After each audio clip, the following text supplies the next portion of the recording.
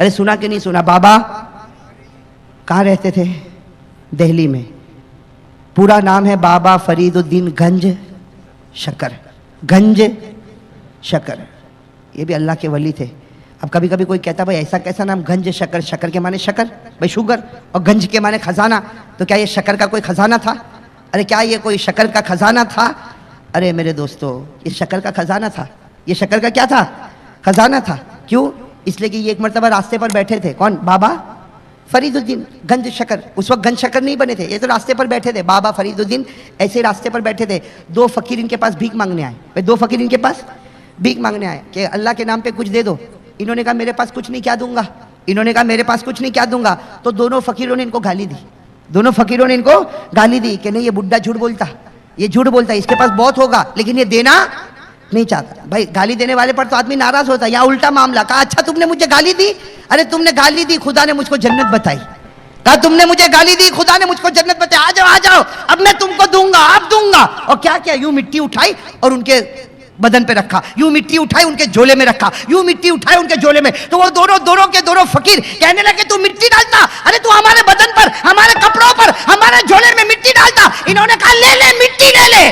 تو درویش جو دو فقیر تھے تھوڑی بہت لی، باقی لی یہ مٹی لے کے کون جائے گا؟ لیکن لکھا ہے کہ 3 قدم آگے بڑھے تھے، وہ ساری مٹی شکر میں بدل گئی. وہ ساری مٹی پھر آئے، کہا کہ نہیں اور مٹی دو. بابا فرید الدین نے کہا وہ وقت چلا گیا. بھائی وہ وقت، تب سے ان کا نام ہو گیا گنج شکر، یعنی شکر کا خزانہ. کون؟ بابا. خیر اب میرے دوستو یہ آخری بات، آپ لوگ بھی تھکے میں بھی تھکا، آخری بات سن لو میرے دوستو. بابا فرید الدین گنج شکر رحمۃ اللہ علیہ، ان کے بارے میں اگر آپ پڑھو گے، پڑھنا بلکہ میں تو کہتا ہوں پڑھنا، آپ پڑھو گے تو آپ کو ایک عجیب و غریب کرامت معلوم ہوگی کہ بابا فرید الدین گنج شکر رحمۃ اللہ علیہ کی جوانی. بھائی بابا ساتھ میں کہو. بھائی تھک گئے آپ لوگ؟ تھک گئے بھائی؟ تھکے نہیں نا؟ سننے والے ہو تو ہاتھ اوپر کرو، مجھے بھی یقین ہو جائے. سنیں بھائی، سنیں گے نا ماشاءاللہ؟ حضرت توجہ کے ساتھ سننا. کون بابا؟ ہاں حضرت بابا فرید الدین گنج شکر رحمۃ اللہ علیہ کا جب جوانی کا زمانہ تھا، اور اللہ ولیوں کو کرامت دیتا ہے. ارے دیتا کہ نہیں دیتا؟ ان کی کرامت آپ دیکھو گے تو عقل حیران ہو جائے گی. دہلی میں، دہلی کا واقعہ لکھا ہے. بابا فرید الدین گنج شکر دہلی کے رہنے والے. لکھا ہے کہ ان کی کرامت ایسی تھی، جس گلی سے یہ اللہ کا ولی گزرتا تھا، جو ان کو دیکھتا تھا کلمہ پڑھ لیتا تھا. جو ان کو دیکھتا تھا، صرف دیکھتا تھا، وہ کلمہ پڑھ. اب بھائی اس زمانے میں دہلی میں شور مچ گیا کہ یہ کیسا اللہ کا ولی، یہ کیسا اللہ، یہ کچھ بولتا نہیں، یہ کچھ بولتا نہیں. بھائی دعوت تبلیغ کرنے والا کچھ تو بولتا ہے، یہ کچھ نہیں بولتا. یہ ایک گلی سے گزرتا ہے، گلی کے کنارے پہنچتا ہے، جو اس کو دیکھتا ہے کلمہ. بات گئی دہلی کے کورٹ میں. بات کہاں پہنچی؟ دہلی کے کورٹ میں. کہا کورٹ میں حاضر کرو. بھائی کورٹ میں حاضر کرو، اور جج بیٹھا ہوا ہے. جج بیٹھا ہوا اور وکیل کہتا ہے کہ اس کی شکایت یہ ہے کہ جو اس کا چہرہ دیکھتا ہے کلمہ. اور جج نے یوں دیکھا. بھائی جج نے دیکھا کہ بھائی مجرم کون ہے، ذرا سامنے تو آوے. بابا فرید الدین نے جج کو دیکھا، جج نے بابا فرید الدین کو دیکھا. جیسے فرید الدین کی نظر پڑی، جج اپنی کرسی پر کہتا ہے لا الہ الا اللہ محمد الرسول اللہ. میرے دوستو جب کرامت ہوگی تو جج بھی تو اس کرامت کے نیچے ہی ہوگا نا. ارے ہوگا کہ نہیں؟ اب سننا، اب تو پورے دہلی میں شور ہنگامہ مچ گیا کہ بابا فرید الدین کو دیکھ کر جج نے بھی کلمہ پڑھ لیا، وکیل نے بھی کلمہ پڑھ لیا. ارے جو اس کا چہرہ دیکھے کلمہ پڑھتا. اب بابا فرید الدین اپنے گھر میں آ رہے. بھئی گھر تو وہی جھوپڑا ہے. بابا فرید الدین اپنے گھر میں آ رہے. بیچاری بوڑھی اماں، بیوہ ماں، وہ کہتی بیٹا بہت دیر کے بعد آیا، چل میں دسترخوان بچھا دوں. ارے ماں تو ماں ہوتی ہے، ماں نے دسترخوان بچھا دیا. بابا فرید الدین سامنے بیٹھ گئے، جوانی کا عالم ہے، سامنے ماں بیٹھی ہے، بیوہ عورت ہے. ماں نے دسترخوان بچھایا اور دال روٹی رکھ دیا. بابا فرید الدین ماں کے ساتھ کیا کر رہے؟ کھانا. ارے کہو نا کھانا. کھاتے کھاتے کیا بول رہے؟ بیٹے تھے نا اور جوان تھے. کہا اماں کچھ معلوم ہے باہر میرے بارے میں کیا باتیں ہو رہی؟ اماں کچھ معلوم ہے باہر میرے بارے میں کیا باتیں ہو رہی؟ وہ ماں نے کہا بیٹا میں گھر میں جھوپڑے میں رہنے والی پردہ کرنے والی عورت، مجھے کیا معلوم بیٹا باہر کیا ہوتا. کہا اماں، اے اماں ذرا باہر تو نکل.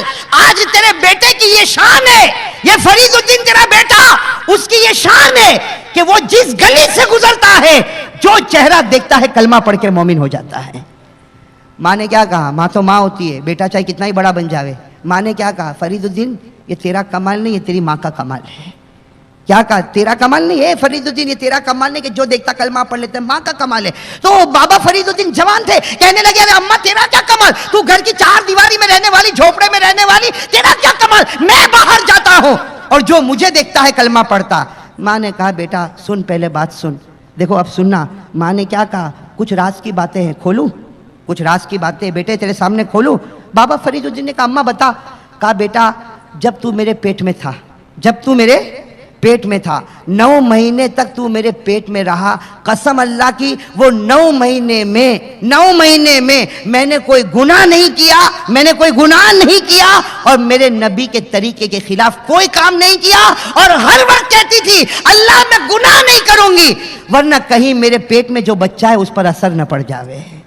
کہا 9 مہینے تک میں نے گناہ نہیں کیا، نبی کے طریقے کے خلاف کوئی کام۔ کہا یہ پہلے راز کی بات۔ کہا دوسرے راز کی بات بھی بیٹا سن لے، تجھ کو میں نے جھنا، تجھے 2 سال تک میں نے دودھ پلایا، لیکن بیٹا فرید الدین یہ تیری ماں تھی، 2 سال تک تجھے دودھ پلایا لیکن کبھی تیرے منہ میں دودھ نہیں رکھا، پہلے وضو کرتی تھی، 2 رکعت نماز پڑھتی تھی، اس کے بعد تجھ کو دودھ پلاتی تھی۔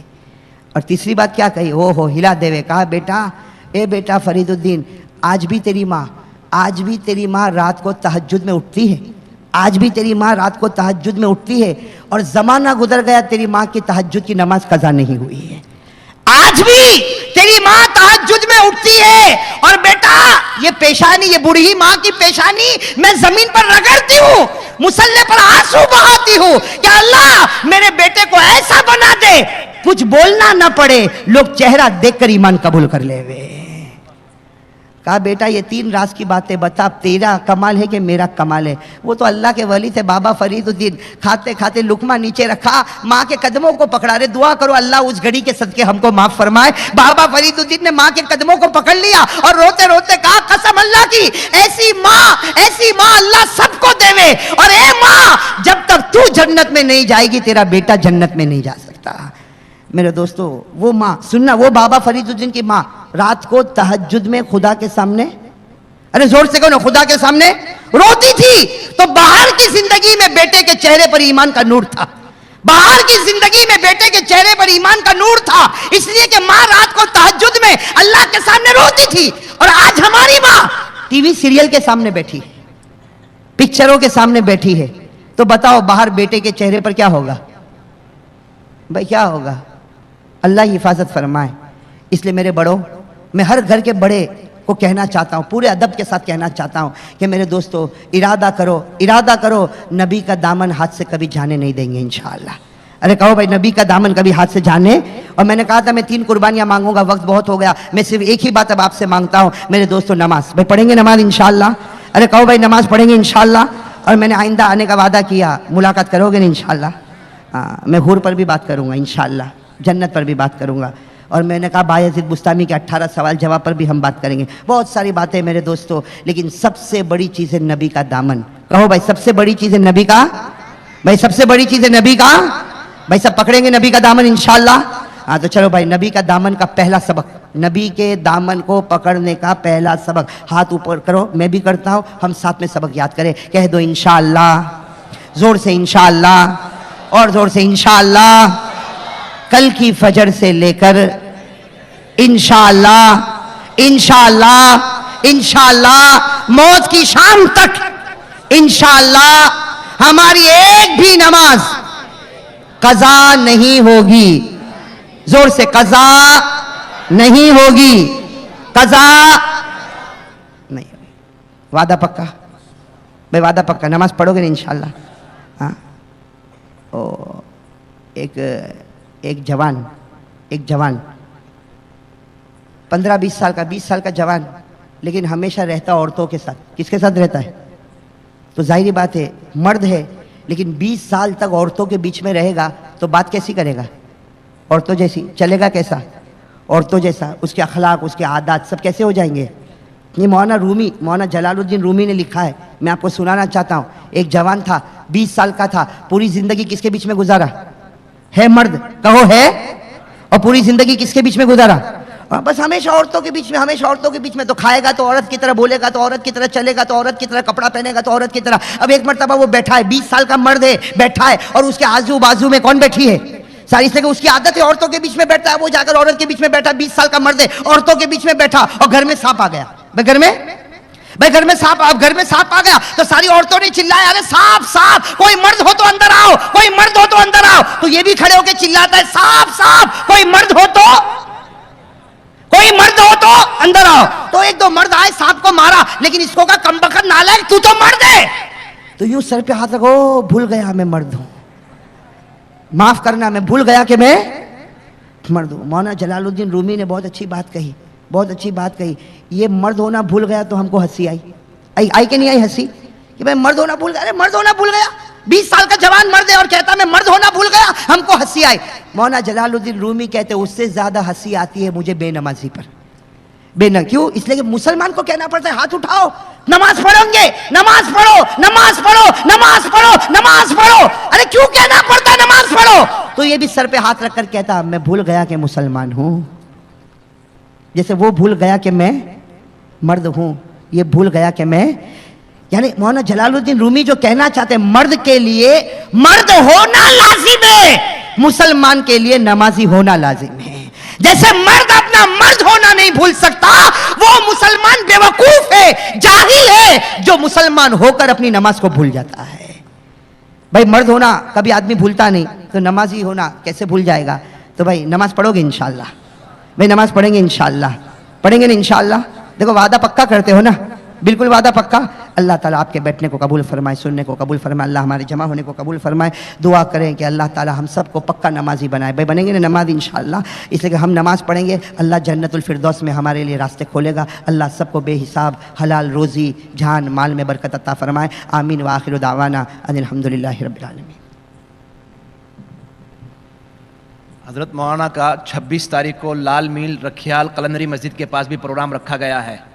26 تاریخ سنیچر کے دن عشاء کی نماز کے بعد لال میل رکھیال قلندری مسجد کے پاس بھی حضرت مولانا کا بیان ہے. اور انشاءاللہ جوہا پورہ میں، نارول میں، وٹوا میں اور شالم میں بھی حضرت کا پروگرام ہوگا. اس کی تاریخ انشاءاللہ بہت جلد آپ حضرات کے سامنے آ جائے گی. بھائی دعا کرنا ہے، سب لوگ درود شریف پڑھ لیں.